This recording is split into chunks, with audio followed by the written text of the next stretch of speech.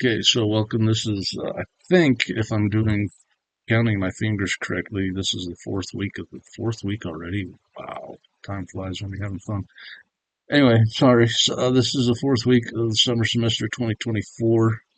I had a couple of questions come in on the discussion board. I will cover those, and then I will also work at problem 4.3 out of the textbook, which will show you how to do the times for max and min. And I'll do a little bit in the grader. That way we can, run it and verify that, hey, he does know what he's doing, and show you a few things in um, the standalone version of MATLAB that you'll need to know come the exam time. Because the exam will be in this version, not in the grader. So we'll start right here first. So the first question that came in was how to concatenate these two arrays into this one. And it seems like it'd be an easy thing to do. And I wasn't given the problem number, and I couldn't find anything like it. So uh, to get this matrix, it's not as straightforward as what we would like to do.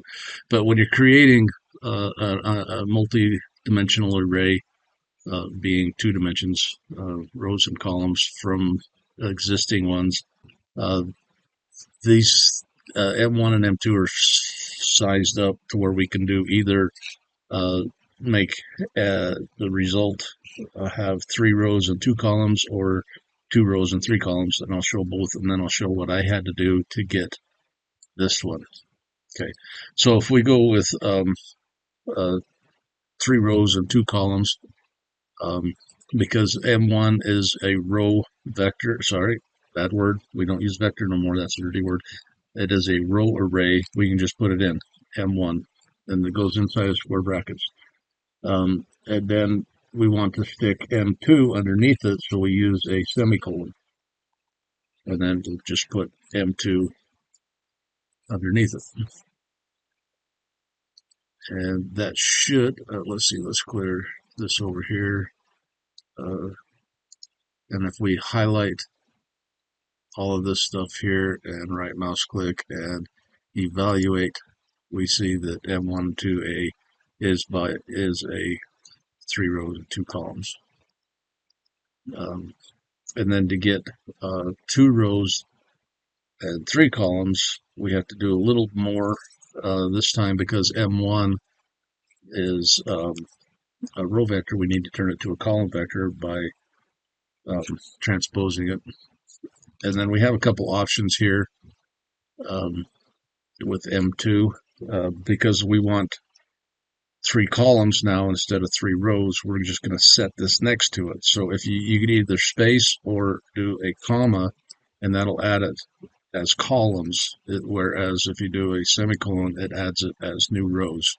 You guys can see my hands pointing out the directions, right? I do that. It just drives me nuts that I sit here and do all these hand gestures, and it's not like you guys can see through my camera and say, okay, tangent, stay on focus.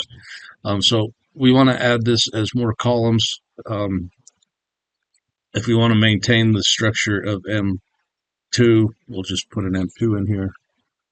And then if we evaluate that section, we see that we now have um,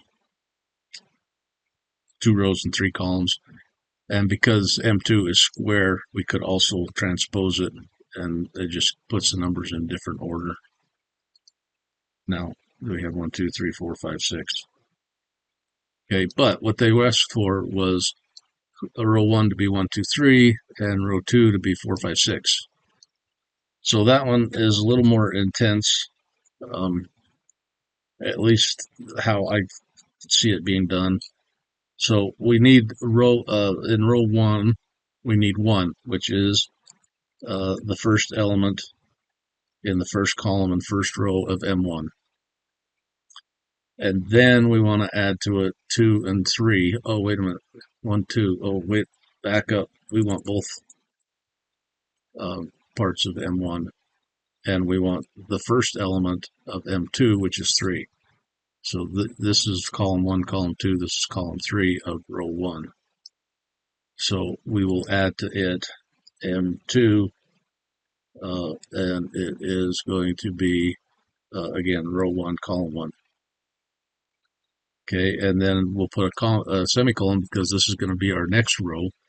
So our next row needs to start with 4 and 5. So that's going to be 4 is 4 is M2, and it's column 1, row 1, column 2, and 5. Oh, and then we want 5 and 6 to go on top of that. So then we can put in M2, and we want the second row, columns 1 and 2. And that should give us a repeat on M3. I'm going to come up here and clear the screen out. Boom. So here we go. So here is M3, and here, which is this one, and here is 1, 2, 3, 4, 5, 6. So that's how I see being able to create M3 out of M1 and 2. So hopefully I gave you a little bit there, more than just that, but showing you the difference between semicolons and commas. Commas, if you're doing added columns, you don't need a comma, just spaces will work. But I like to be able to read what it's doing just by looking at it and say, oh, there's a comma, so that's going to be added on. Okay.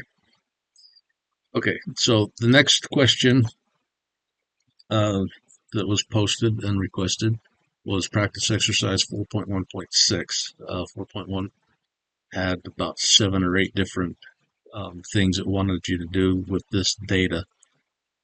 So 4.1.6 wanted you to create an array x6, and in this array it wanted the values in C as the first column. Well, C is a column vector, so we can just say C. Okay, and then columns 2, 3, and 4, so we're adding columns, so we'll do a comma. We want the values in matrix B. Now, because B is square, 3 by 3, it has the same number of rows, so we can just add a B. Now, this is where it probably got confusing, is now it wants you to add matrix A as the last row. So we're going to add a row.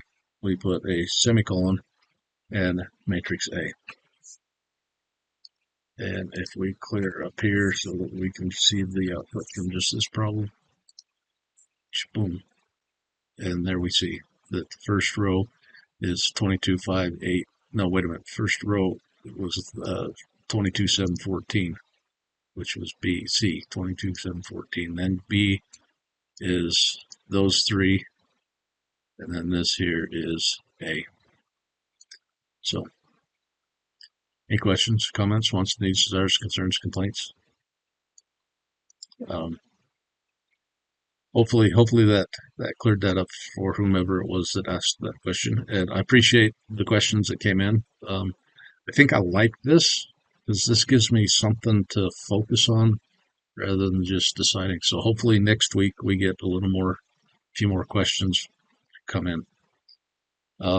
So now I'm going to work problem 4.3.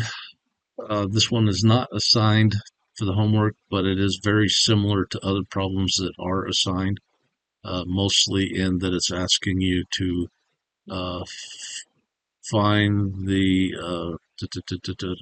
find the max and min and the time which they occur.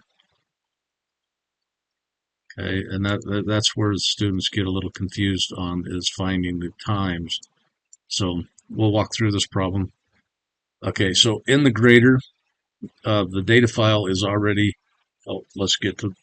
wait till we get to that part, do part A first. Okay, I'm sorry. So we want to consider the thermocouple data. It's in this table up here. It is saved into a file that so you don't have to manually input all that data. First, it wants you to create a time vector named times from 0 to 24 in 2-hour increments. So we know the starting point, we know the increments, and we know the end point. So we can just create that array. And I don't know why Holly did that. She yelled at me for using the word vector, but it's all through this map. Well, okay. Sorry, Holly. I don't know if she watches these or not. Probably not. So anyway, so there's our times vector. Next, it wants us to load the thermocouple.dat. Okay, like I said, the file is already available in the grader, so you need only type in load, thermocouple, and the extension .dat. Now, if I spelled that correctly, that will upload the data from this file and store it in MATLAB's memory to a variable called thermocouple. And so if you want to access that data, you just use that as a variable that has values that have been assigned to it. Okay, so now it wants you to combine the times vector with the thermocouple to create an array consisting or corresponding to the table in the problem. Okay, so my guess is that when we created this, created it as a row vector because that's normally the way it does. So in order to get it in, we're going to have to transpose it to make it a column vector, and then we will add thermocouple. Thermocouple. There's no silent Q in couple. And that should give us our array that we're looking for to finish off the rest of this problem. Okay, so recall that both the max and min functions can return not only the maximum value in column, but also the index number where these times occur. That's important to remember. Okay, it's the index number where those values occurred. Use this capability to determine the value of times at which the maximi and the minimi occur in each column. Okay, so I'm going to, let's see, it says to use specific names for each, let's see, create an array max time that contains the time, okay, to recall,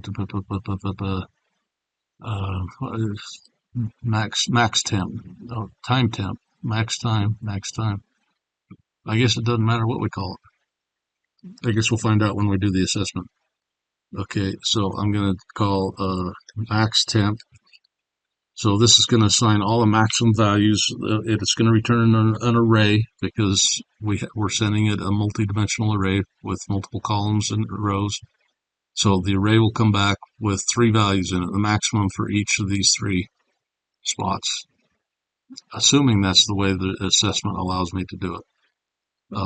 And then, so we know that that's going to be the max temp, and then I'm going to just use any arbitrary name here, max location. This tells me where in the matrix, sorry, can I use matrix?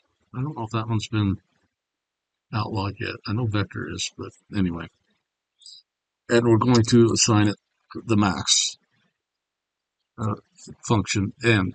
So we don't want necessarily to find the maximum time. That's easy. It's going to be 24 because we just created the array from 0 to 24. The maximum value is 24. So we want to look at all the rows from columns 2 to the end of the data file because we really don't know how many columns in there. The problem statement says there are 3 columns of data, but you know, we could have stuck one more in there to really confuse everybody. Okay, so now we have the maximum and the minimum. No, we don't have minimum. We just have the maximum value from each column. Add the location in that column, which is going to be, in this case, the row number. So now to get the max time, I think that would get max time is equal to, now we just go back and look in the time vector and see what's in the same location. And that will give us the time that the maximum occurred. Um, so is that cool or what? Say, yeah, that's cool. Yeah, man, that is just totally tubular. Um, okay, and then I think it wanted to create an array max time that contains a time when the max occurs in column one and the corresponding temp in column two. Okay, so this has got to be the time in column one, and I'm guessing we're going to have to transpose it, and then in column two is going to be the max. This is just so we can get through the assessment.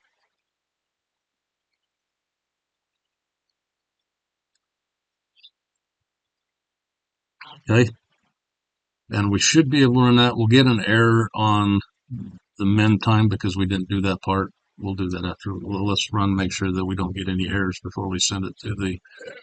Oh, we got errors, Max. What? Don't give me that.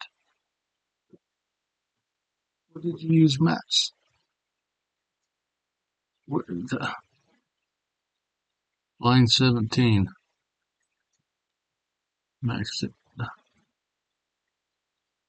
Uh-uh. Oh, you're an idiot. Ha, you got to tell it where to look. I knew that. I just seen if you guys are paying attention. Max thermocouple. We want to look inside of our vector that we're, see, that's why we did that before. I was just doing that as a thing to show you guys how to fix your mistakes.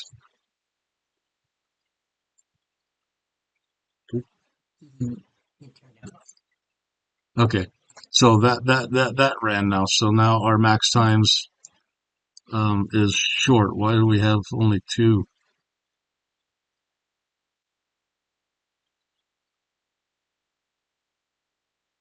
There should be two to end thermocouple. Oh, time 10. Oh, that's why.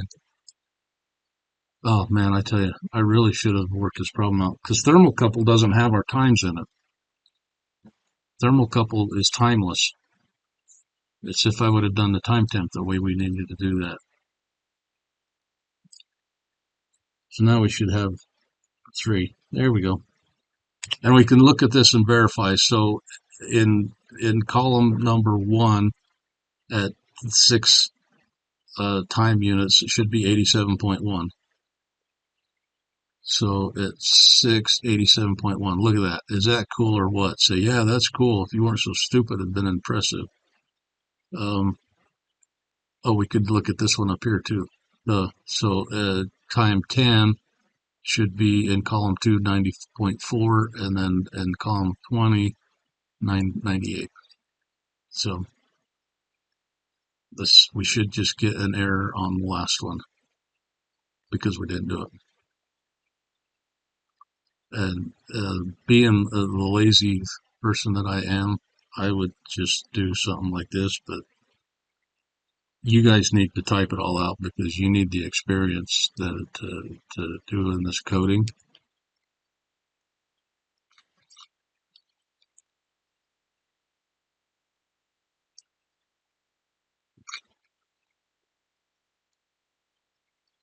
Oops.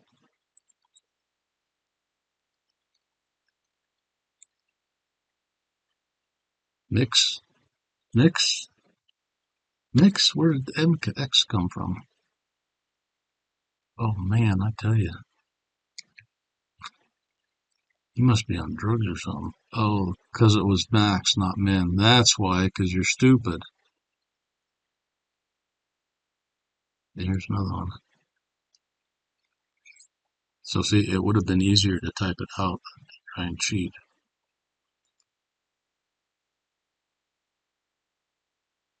And here we can verify again.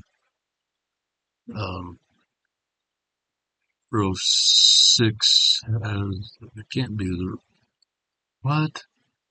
Oh, because you went back to max. I say that shouldn't be the same value. There we go. 20 is 83.2. See, this is why you should check your output and make sure you get data that or results that make sense. 4 is 88.6 and 8 is 80.3. Okay. In my defense, I'm tired. Okay, that's a lousy excuse. I did. Oh, because I capitalized the M.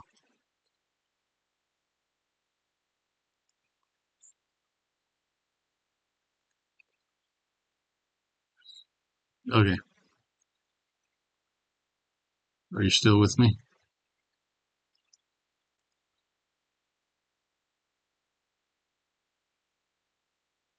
Okay. Um, and then, so this works for problem 4.2, 4.4, and I think 4.6 is 4.6 the sensor data. No, that's something else.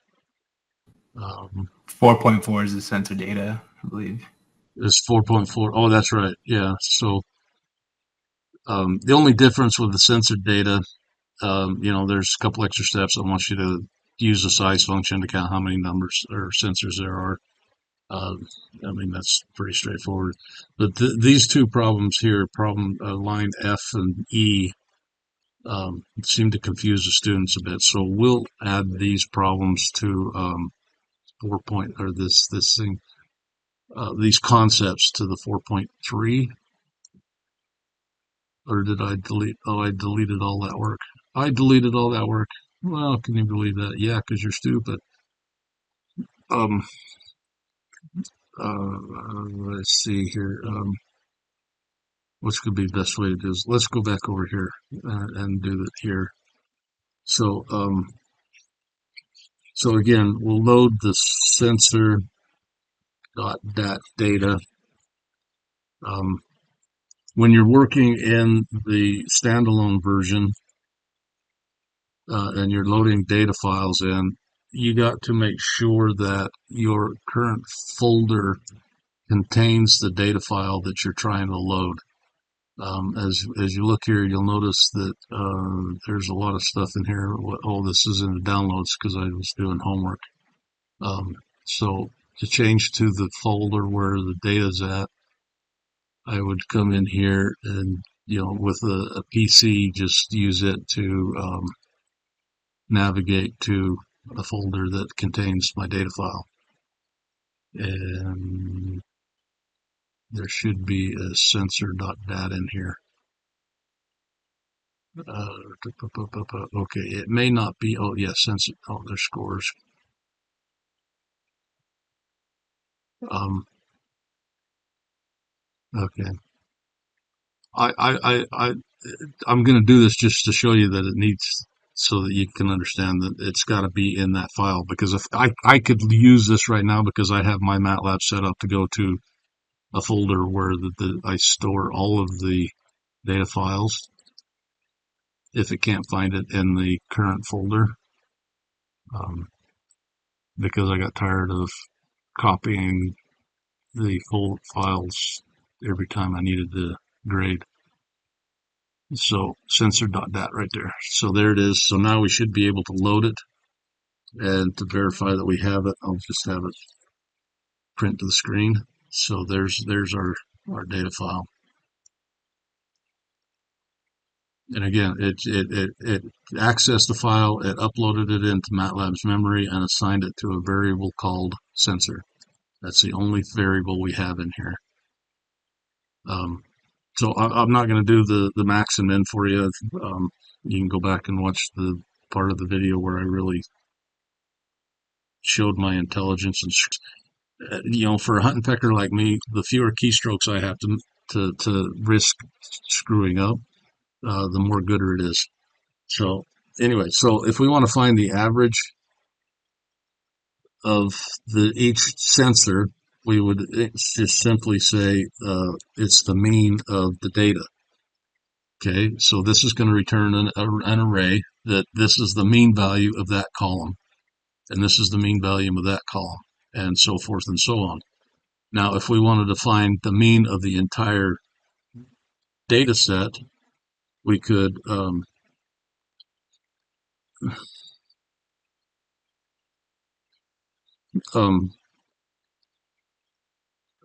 just do a mean of the mean of average.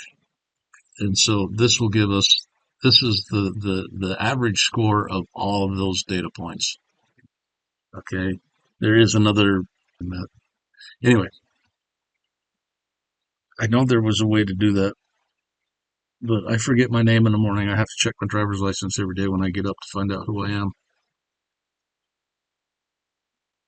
Um, so while excuse me. So the standard deviation is a different story, basically because of what standard deviation is. It's a statistical term that tells you how close the norm, the bell curve, and all this other stuff that you'll learn when you get into statistics. So if we find the statistic, the STD of our data, it's going to return an array that is the standard deviation of each column. And then the students will say, well, I did this on the average, so I'm going to do that on standard deviation. However, it don't work. And I can prove it. So it will give you a single value. However, this standard deviation is not on this data set. It is a standard deviation of the standard deviation. To get the standard deviation of all this, there's two ways that you could do this. One would be to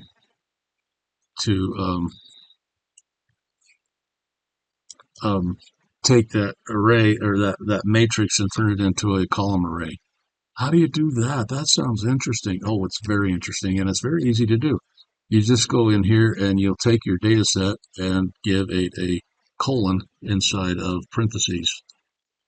And when you do that, now you get a completely different answer because now it took all of these data's 5 columns worth and put it into one column and took the standard deviation of it. And you can see there's a vast difference between the two values. Oh, and that's how you have to do it anyway. So I don't know what I was thinking of the second set.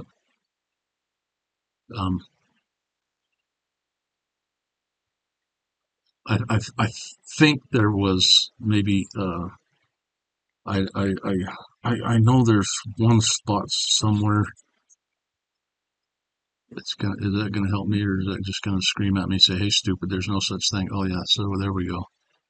Not found. Nope. I'm gonna have to find that because hopefully they just outsourced it and no longer provide it. Because I hate to think that I'm losing more of my memory than I thought I would remember, but I don't remember some of it because I think I've lost it. Okay. Any questions, comments, wants, needs, desires, concerns, complaints? Nope, I don't have any questions. Did that answer your questions on 3.4? Yeah, that answered what I was having problems with. Okay, cool. Cool.